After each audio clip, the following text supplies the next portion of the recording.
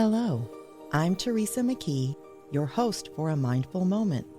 Thank you for joining me as we explore ways to increase mindfulness in our day-to-day experiences through weekly topics, expert interviews, and guided mindfulness meditations. Mindfulness is presence, awareness. It's paying attention to what's happening within us and around us. Mindfulness increases our emotional, physical, and mental well-being. It can also enhance our focus and productivity. Perhaps most importantly, in today's uncertain world, mindfulness strengthens our ability to be more compassionate toward ourselves as well as others. Do you ever feel like life just keeps slamming you with stress? I know I really work at minimizing stress, staying focused and calm, and staying present. But there are some days where I really struggle. It's as if there's a giant conspiracy constantly testing me. In the last couple of weeks, I keep running into rising stress despite my best efforts. I had to fill up my car with gas at $6.79 a gallon. Stress. I'm supporting someone through a major health crisis and sitting with a surgeon being flippant about the side effects of major surgery. Stress. Waiting for 4 hours for him to get a bone scan and another 3 hours for a CAT scan and then waiting for days for the results. Stress. A no-show by my insurance agent for a scheduled meeting followed by no apology whatsoever for wasting my time, much less ignoring my needs. Stress. A terrible algae bloom in my above-ground pool that I use for physical therapy. Stress. The store being out of pool shock to fix the algae. Stress. My old car needs work now, and it's silly to invest in it, but there's a real problem with inventory and pricing on cars right now, so stress. I don't need to go on because I'm betting many of you are experiencing the same thing. Stress and more stress. I can't imagine what moms must feel like that desperately need formula and can't find it. I can't imagine what someone who is seriously ill and doesn't have insurance must be experiencing in trying to get medical support. I can't imagine how someone making minimum wage can even begin to think about paying for rent or groceries right now. On top of these new stressors, when Dr. Donnie Wilson and I recently spoke about her book, Master Your Stress, Reset Your Health, she said that we have come to accept stress and anxiety as being hand in glove with being successful. Many of us believe that we are supposed to be superhumans and just ignore stress, carrying on with long hours and sleepless nights, suffering quietly with headaches, tension, and stomach sensitivity, rather than risk being perceived as unable to keep up with the demands of modern life. But we're not robots or machines. We're human. While some stress is inevitable and, in certain situations, even necessary for effective functioning, we must keep it from overpowering our daily lives. So, we were already stressed, and then we added a whole lot of big, constant, and ever-morphing stressors over the past couple of years. I think it's important to remember that our baselines have probably changed due to the strange circumstances we're living in. A store being out of something would not have stressed me out pre-pandemic because I would have known that more would arrive soon. But I no longer have that certainty. In the good old days, if an insurance agent had ignored me, I'd just find another insurance company. But I don't have that luxury of time anymore with contract deadlines, staff shortages, and limited options. I never even cared much what gasoline cost before because it stayed within a certain range. Those days are gone. It's the in-our-face uncertainty about pretty much anything anymore that can make us feel like everything is stressful, combined with the very real, right-now issues that we can't control and that we've never experienced. Mindfulness helps us stay in the present moment, but quite atypically these days, it's more common that the present moment may really be presenting us with a stressful situation. So what do? We can still turn to the breath to re-regulate our emotions.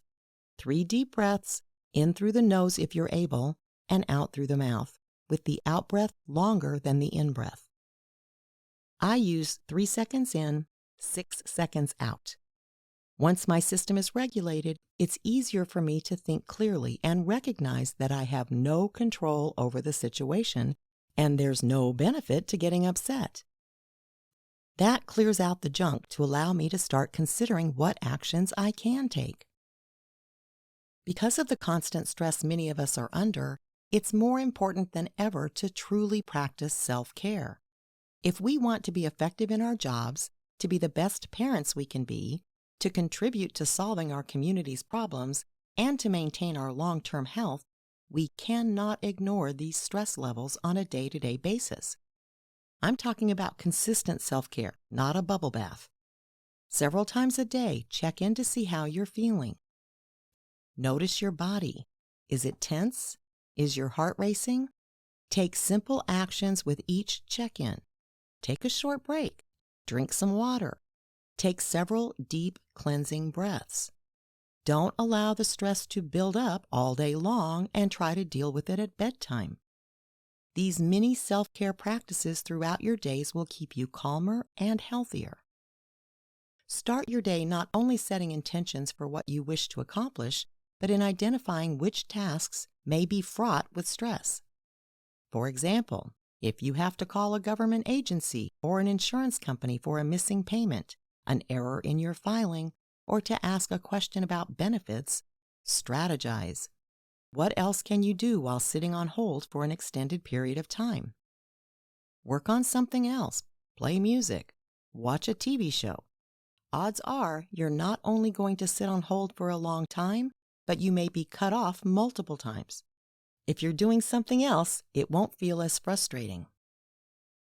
If you need to make a purchase that is a necessity and know there's a shortage, try to avoid resistance. Instead of thinking, I don't have time for this, reframe it to, I now have to make time for this. Don't ruminate about how ridiculous it is or how you used to just drive down the block to the store.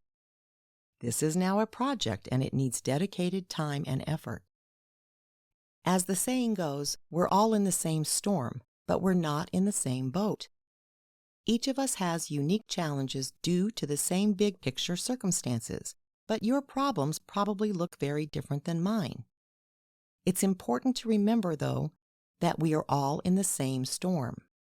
I think the more compassionate or empathetic we can be to others, the better we'll fare the storm. That government clerk that's not answering your call is also in that storm. The store that can't get the products you need is also in that storm. That insurance agent that's ignoring me could be dealing with all kinds of problems that I'm not aware of. We can't control most of what's happening around us, but we can always control how we respond to events. I think realistically that we need to consider and accept that things are not going to be normal for some time to come. As each wave of new challenges hits, we have to decide whether we want to fight in futility against it or simply ride the wave the best we can. Allowing ourselves to get angry about circumstances we can't control only harms us.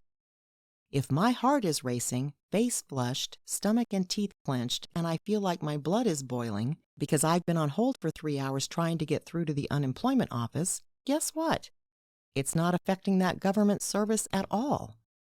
It's only making me sick.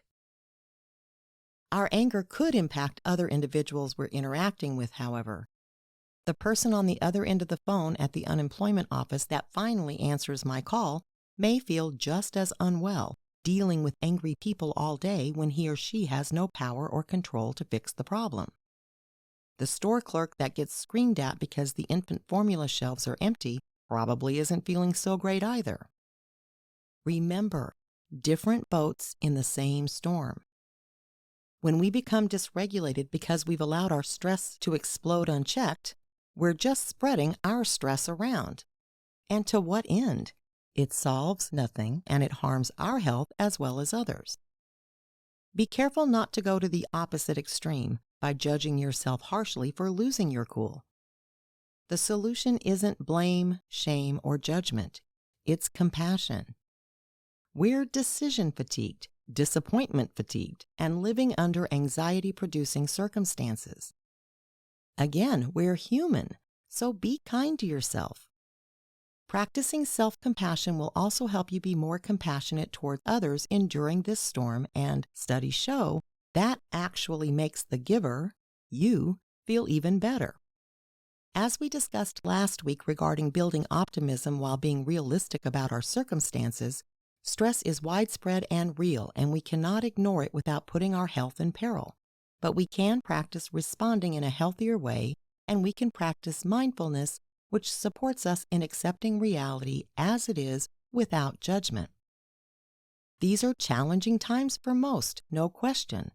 But it's not the first time in history we've collectively gone through a transition period or even a long-term catastrophic phase, and our ancestors or predecessors made it.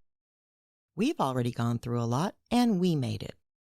There's no reason to think that we won't get through this, and hopefully we'll have learned some important lessons once it's all behind us.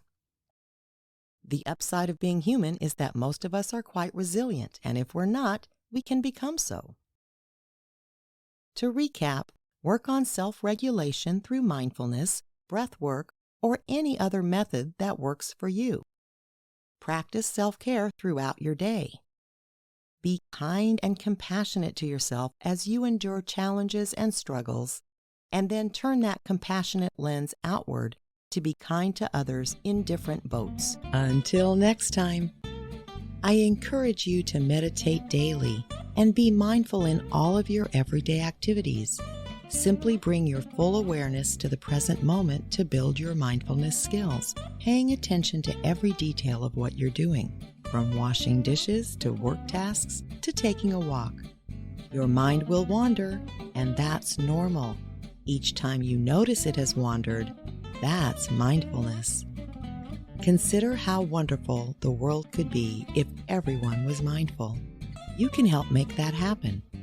It all starts with a mindful moment. This podcast is part of the Airwave Media Podcast Network. Visit airwavemedia.com to listen and subscribe to other great shows like the Daily Meditation Podcast, Everything Everywhere, and Movie Therapy. We'd deeply appreciate your support at patreon.com/amindfulmoment. Please be sure to subscribe to A Mindful Moment and follow us on Instagram at A Mindful Moment Podcast. Visit our website, amindfulmoment.com, to access podcasts, scripts, and book recommendations. A Mindful Moment is written and hosted by Teresa McKee and/or Melissa Sims. The Spanish version is translated and hosted by Paola Tile. Intro music, Retreat by Jason Farnham. Outro music, Morning Stroll by Josh Kirsch, Media Right Productions. Thank you for tuning in. This podcast is produced by Work to Live Productions.